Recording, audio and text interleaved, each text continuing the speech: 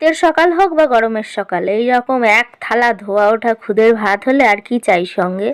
আর কিচ্ছু চাই না। মানে না, সঙ্গে চাই, কি বলে ফেললাম আমি, সঙ্গে চাই অবশ্যই, মানে খুদের ভাতের সঙ্গে চাই কোনো একটা ভর্তা বাটা, বা হচ্ছে কি বলবো, আলু সেদ্ধ হলেও হয়ে যায়, কিন্তু শুকনো লঙ্কা ভাজা দিয়ে খেতে হবে। এটা হেব্বি লাগে খেতে, কিন্তু একটু ঝাল ঝাল হবে। আর কি চাই?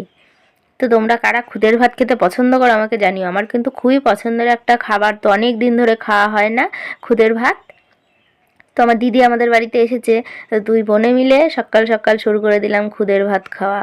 তো এই যে খুদের ভাতের সঙ্গে ডাল ভর্তা, হাড়েঙ্গার লাড়া, লঙ্কা সিদ্ধ, পেঁয়াজ সিদ্ধ, রসুন সেদ্ধ, সব সেদ্ধ দিয়ে আর কি চাই? একটু আমের আচার বা জলপাইয়ের আচার, কোনো একটা টক ঝাল আচার হলে আর একটু ভালো হতো।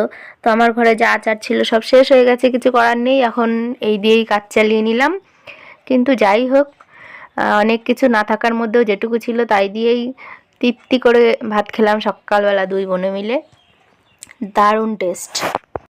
একটা লাইক করে দিও কিন্তু প্লিজ।